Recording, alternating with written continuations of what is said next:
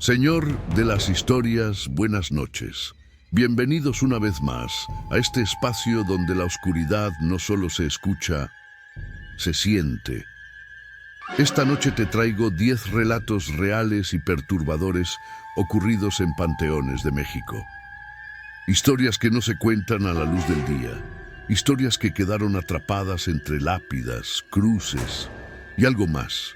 Ponte cómodo, apaga la luz y acompáñame. Ahora vamos para el cuento 1.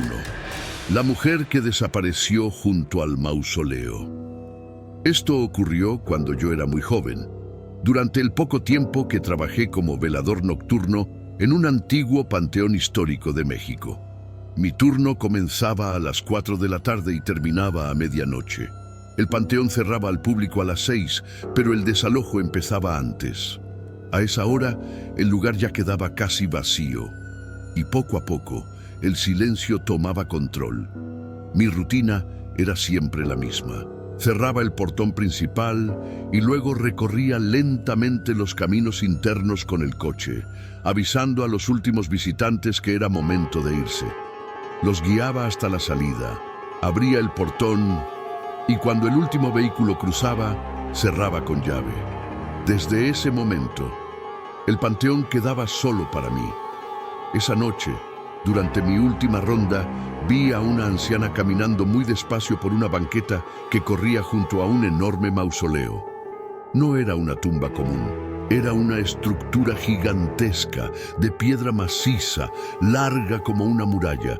No tenía puertas visibles, no tenía rejas, solo piedra, de principio a fin. Detuve el coche detrás de ella para avisarle que el panteón estaba cerrando. Bajé del vehículo y por una fracción de segundo, al cerrar la puerta, aparté la vista. Cuando levanté la mirada, la mujer ya no estaba. Pensé que simplemente había avanzado rápido, pero la banqueta estaba completamente vacía. El camino, vacío. Corrí hacia el otro lado del mausoleo, pensando que quizá lo había rodeado. No había nadie. Frente al mausoleo se extendía un campo abierto de sepulturas, filas interminables perfectamente visibles. Revisé cada rincón. Caminé entre las tumbas. No había una sola persona. Esa noche terminé mi ronda lo más rápido que pude y me quedé dentro del coche, estacionado en una zona iluminada cerca de la oficina. Yo sé lo que vi. No fue un reflejo. No fue cansancio. Vi a una persona desaparecer en el aire. Días después, mi novia, hoy mi esposa, solía pasar por el panteón para llevarme la cena. Yo nunca le conté nada de lo que estaba ocurriendo, hasta que una noche ella misma lo sintió. Mientras caminábamos, de pronto se tocó el cabello, confundida. Dijo que tal vez se le había atorado en una rama. Le señalé que el árbol más cercano estaba a varios metros de distancia. Entonces, su rostro se puso pálido. Me confesó que había sentido claramente una mano pasarle por el cabello y luego jalarle la cola de caballo. Esa fue la última vez que volvió al panteón de noche. Después de eso, nada volvió a sentirse igual. Y esa solo fue la primera señal. Ahora vamos para el cuento 2. Nunca entres a un panteón en Halloween. Esto ocurrió en 2016, en el norte de México, cuando yo tenía 17 años. En ese momento, estaba pasando por una etapa complicada.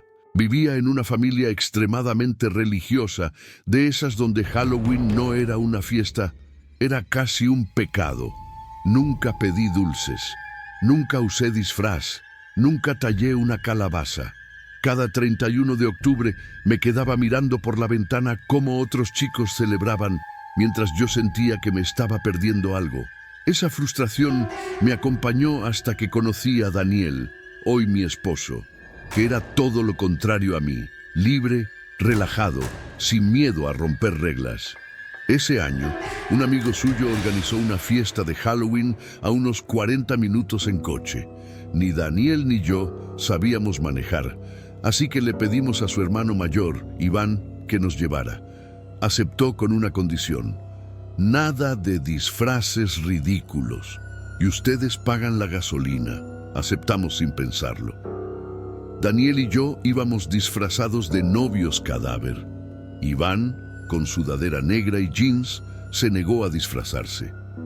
Pero para no quedarse fuera, llevó una máscara del tipo La Llorona, de esas baratas pero inquietantes. Cuando llegamos, la fiesta ya estaba descontrolada. Música alta, alcohol barato, risas por todos lados. Para mí era mi primer Halloween real. Y lo confieso, bebimos demasiado. En algún punto de la noche, alguien propuso ir al panteón antiguo que estaba cerca del pueblo. Algunos fueron, otros regresaron. Al final, solo quedamos Daniel y yo, borrachos y tercos, convencidos de que no pasaría nada. El camino fue surrealista, calles vacías, pocos postes de luz y un frío que el alcohol apenas lograba ocultar. Cuando vimos el panteón, sentí un nudo en el estómago. Era de esos lugares que incluso de día prefieres evitar. Las rejas estaban cerradas, así que rodeamos el perímetro y entramos por un tramo roto de la cerca. Caminamos entre las lápidas riéndonos, fingiendo valentía. Nos sentamos bajo un árbol enorme, junto al límite del bosque. Daniel sacó su celular y abrió una aplicación falsa de fenómenos paranormales, bromeando con invocar espíritus. Yo le dije que parara, se rió y seguimos ahí fumando, hablando en voz baja. El panteón estaba extrañamente tranquilo hasta que Daniel se quedó completamente quieto. ¿Escuchaste eso?, susurró. Antes de que pudiera burlarme, lo escuché yo también. Pasos muy suaves, rodeándonos, nos levantamos y entonces la vimos. Una sombra, a pocos metros. No se movía, no tenía forma clara, simplemente estaba ahí, oscureciendo la noche a su alrededor. De pronto sentí algo rozar mi brazo, como dedos deslizándose por mi piel. Grité, la sombra desapareció y entonces, justo a nuestro lado, se escuchó un gruñido profundo, animal, violento. Corrimos, tropezamos entre tumbas. Mientras intentaba escalar la cerca, mi vestido se atoró y se rasgó. Cuando miré, el trozo de tela se levantó solo, flotando frente a nosotros, y luego cayó al suelo con fuerza. No miramos atrás. Minutos después, al llegar a la carretera, vimos a Iván llegar en el coche. Al subirnos, temblábamos. Intentamos explicarle, no nos creyó. Pero cuando el coche arrancó, algo cruzó la carretera. Iván frenó. Y entonces lo vi. Una marca de mano, perfectamente definida, presionada contra el vidrio trasero. Desde afuera. En la mano de Daniel apareció el pedazo de tela de mi vestido, el mismo que había quedado en la cerca. Nunca volvimos a hablar de eso, hasta años después. Desde esa noche amamos Halloween, pero aprendimos una sola regla: nunca entres a un panteón en Halloween. Perfecto, seguimos. Respira hondo. Este no tiene gritos, pero se queda contigo mucho tiempo después. Ahora vamos para el cuento 3, el hombre que pedía ayuda en la carretera del panteón. Esto ocurrió la madrugada del 5 de julio, en una zona rural del norte de México.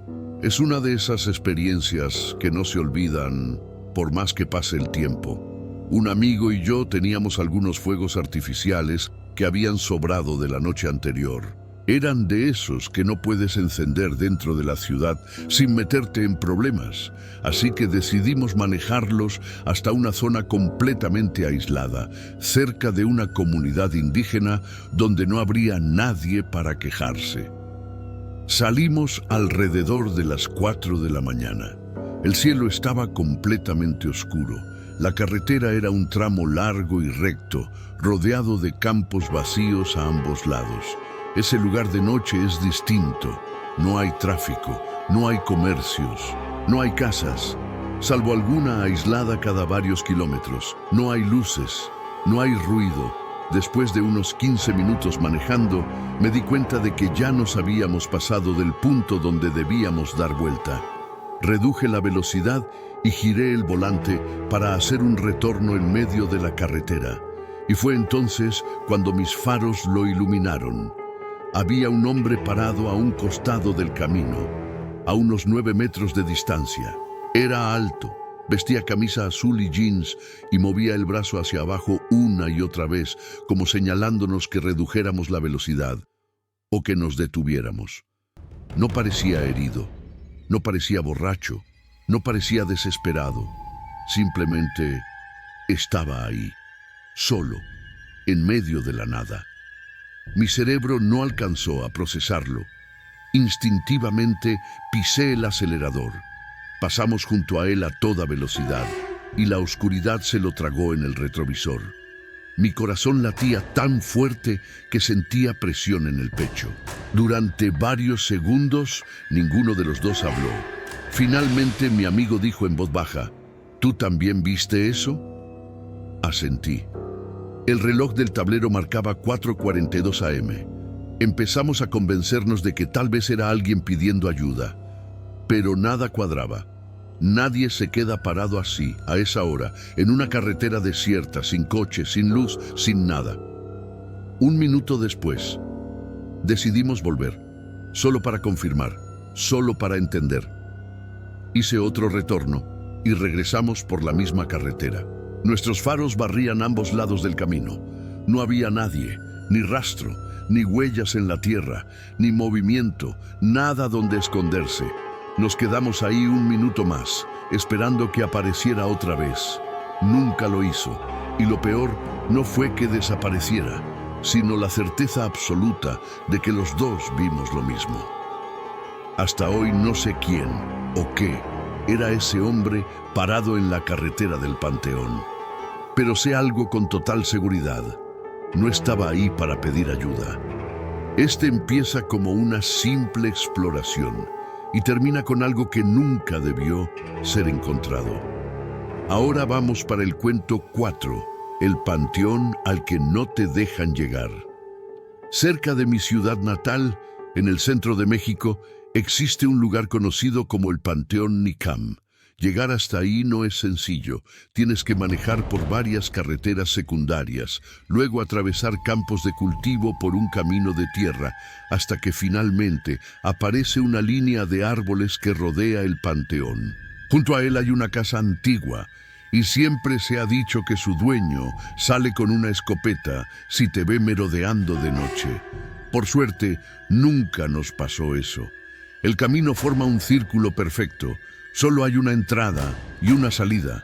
Cuando era adolescente, todo el mundo decía que ese lugar estaba embrujado, y como suele pasar, eso solo lo volvió más atractivo. La primera vez que escuché del panteón, estaba en primer año de preparatoria y moría por ir. Una amiga mayor tenía coche, así que pasamos toda una tarde intentando encontrarlo. Recorrimos caminos solitarios, pasamos por casas abandonadas, terrenos sospechosos, pero nunca dimos con el lugar. Tiempo después, alguien nos pasó las coordenadas exactas.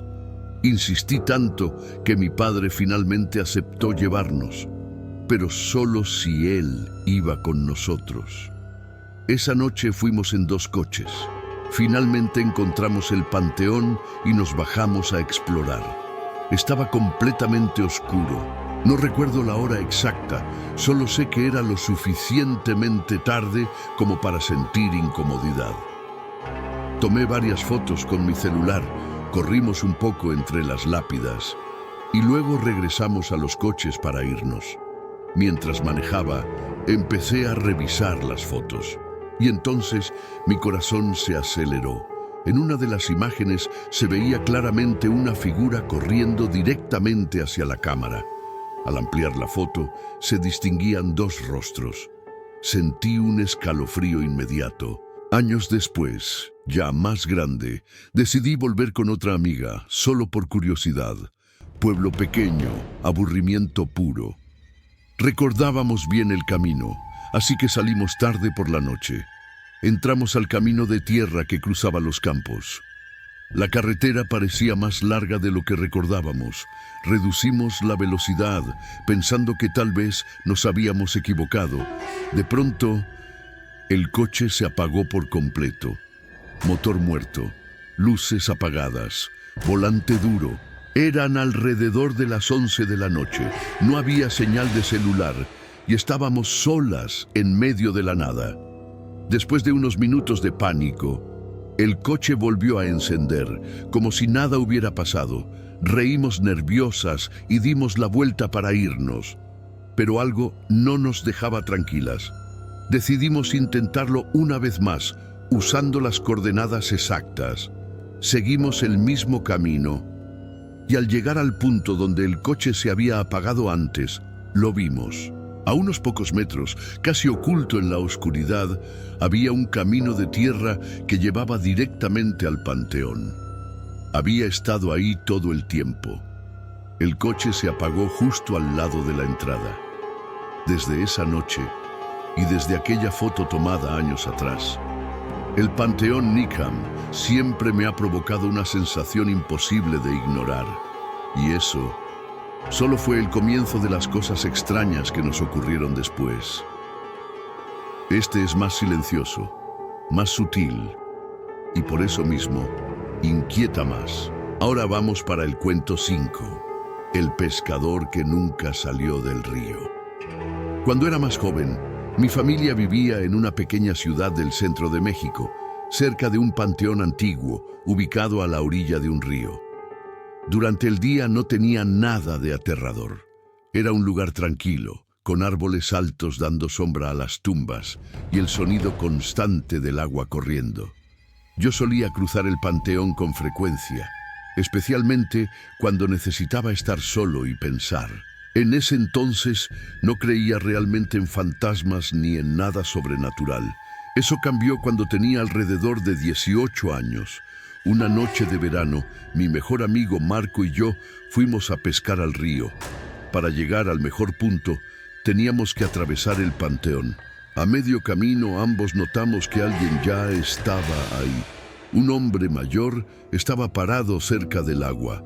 Llevaba una gorra vieja, camisa de cuadros deslavada, un chaleco de pesca lleno de bolsillos y pantalones de mezclilla gastados. Por la inclinación de la orilla, solo podíamos verlo de la cintura para arriba. Pensamos en saludarlo, pero cuando llegamos a la orilla, no había nadie. El río no era profundo. Apenas llegaba a las rodillas en la mayor parte. No había corrientes fuertes, no había rocas donde esconderse. Marco se puso pálido. Yo me quedé inmóvil, intentando entender lo que acabábamos de ver. Los dos lo vimos. Claramente, nos fuimos de inmediato. Esa noche regresamos a mi casa. Mis padres estaban fuera de la ciudad, así que solo estábamos nosotros dos. Tratamos de hablar del tema, cuando escuchamos un sonido extraño del otro lado de la casa. Primero fue un zumbido bajo, luego un silbido, como si alguien estuviera tarareando una melodía antigua. No salimos a revisar. Más tarde, algo todavía peor ocurrió. En la cochera había una televisión vieja, de esas enormes con perilla giratoria. De repente se encendió sola, con el volumen al máximo, solo estática. Esto empezó a pasar varias veces en las semanas siguientes. Lo extraño era que no estaba conectada a nada. Desde entonces, a veces veo figuras extrañas en el panteón, sombras que desaparecen cuando intento enfocarlas. Pero nada me ha vuelto a perturbar como el pescador que nunca salió del río. Este no grita, no corre detrás de nadie, pero te hace entender cuando un lugar no te quiere ahí. Ahora vamos para el cuento 6, la puerta que no debía abrirse. Esto ocurrió hace más de 15 años, cuando vivía en una zona histórica del centro de México, cerca de un antiguo panteón nacional y de un fuerte abandonado. Siempre me había gustado explorar lugares así. Eran silenciosos, solemnes, y durante el día incluso se sentían tranquilos. Ese panteón en particular tenía una reputación extraña. Filas interminables de lápidas blancas, caminos largos entre árboles altos y una sensación constante de respeto, pero también de peso. Dentro del panteón había una casa antigua, la que en su momento había sido la vivienda del cuidador. Ahí ocurrió un asesinato muchos años atrás. Todo el mundo en la zona conocía la historia, aunque nadie hablaba de ella en voz alta. Aún así, yo solía caminar por ahí sin que nada extraño ocurriera. Hasta ese día, caminé por las rutas de siempre, entre tumbas conocidas, hasta que empecé a acercarme a la casa. De pronto, sentí algo muy claro. Alguien me estaba observando.